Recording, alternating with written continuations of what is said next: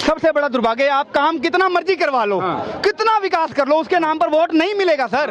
ठीक है, आपको इस बात को समझना पड़ेगा। भाजपा पूछ लेता ना, आपने काम के नाम पर वोट दिया? नहीं, ऐसा कुछ नहीं। काम के नाम पर दिया कि समाजवादी पार्टी पसंद है? सिर्फ समाजवादी पार्टी मुझे पसंद है, काम तो फिलहाल मोदी जी काम नहीं करती रही है। वोट नहीं मिलता कुछ मोदी जी ने काम किया? जो काम उधर से मिलता रहा है हम लोगों को अखिलेश की तरफ से, वो काम मुझे नहीं मिल पाया। जैसे 5 काम, जैसे कि हर चीज में क्वालिटी रही है। जैसे कि टेबलेट में इन लोगों ने फोन बांटे, जो क्वालिटी इसकी कमजोर, मतलब इसकी वो क्वालिटी नहीं रही, उसकी क्वालिटी जो रही है फोन बांटे। हाँ, अच्छा, और क्या बांटे? फोन इन्होंने बांटे। नहीं, इनको पता है फोन वो कह रहे हैं भाजपा ने बांटे। हाँ। तो समाजवादी पार्टी ने काम नहीं किया? अखिलेश ने वो दिया, क्या बोलते हैं, लैपटॉप दिया। हाँ। अच्छा, वो मोबाइल से लैपटॉप आ गया इसलिए आपने उनको वोट दिया? नहीं, कुछ ऐसा नहीं। राशन मिला आप लोगों को? जी बिल्कुल मिल रहा है। आवास मिला? जी मिला। आयुष्मान कार्ड है?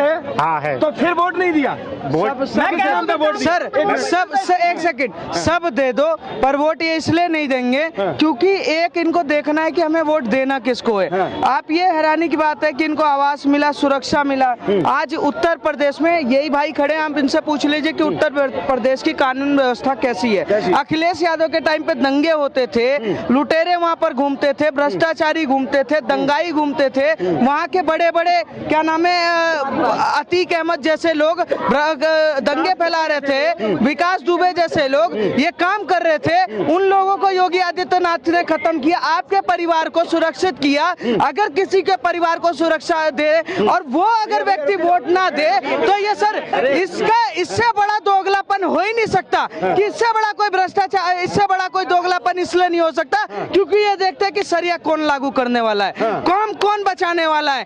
एक रामपुर है, झारखंड में रामपुर है, जहाँ पर 2362 घर है, वहाँ पर 523 लोगों को घर मिला प्रधानमंत्री नरेंद्र मोदी जी के, वो बूथ है। उस बूथ पर नरेंद्र मोदी की सरकार 523 मुसलमानों को घर देती है, पर मुसलमान में से एक बंदा वहाँ पर वोट नहीं देता। ये देखते हैं कि हमारे कौम को कौन बचाएगा। मस्जिद से जो आदेश तो पत्थर मारो, मस्जिद से आदेश तो वोट डालो। मैं ये कह रहा हूँ, नरेंद्र मोदी से मैं गुजारिश कर रहा हूँ कि इस देश के एक मजहब के लिए आप काम करना बंद कर दो, जो आपको वोट दे उसके लिए काम करो। सीधी बात, सबका साथ सबका विकास सबसे बड़ा झूठ है, क्योंकि यहाँ पर एक कौम ये जानती है कि आप चाहे उसके घर में सोने का गेट लगवा दो, चाहे उसके बच्चे को आप IPS ऑफिसर बना दो, वो उसी को वोट देगा जो उसको पत्थर चलाने की ट्रेनिंग के लिए पैसे टाइम पर देगा।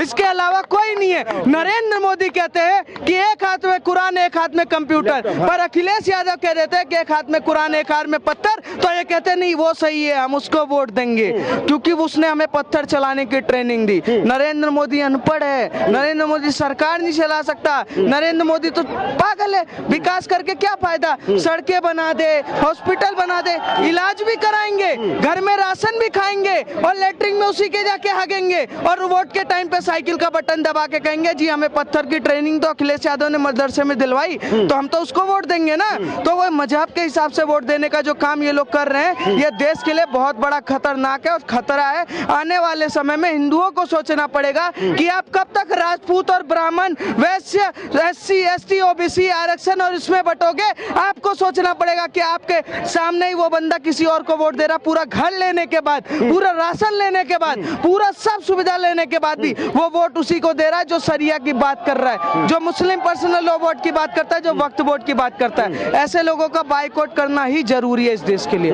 अर्थव्यवस्था के लिए सबसे बड़े कलंक अगर कोई है तो ये ऊंचे पैजामे और टोपी, इसके अलावा कोई नहीं। अभी तो वो कह के भी गए कि मुझे सब कुछ मिला पर मुझे सपा पसंद थी, मैंने वो वोट दिया। पसंद क्या, आप जीजा थोड़ी ना चुन रहे हो कि तुम्हें पसंद था चुन लिया, तुम्हें विकास पर जो वोट देना था ना। तो इस सोच को बदलना पड़ेगा, इस देश के हिंदुओं को सोचना पड़ेगा कि हम बटे तो कहीं ना कहीं कटे।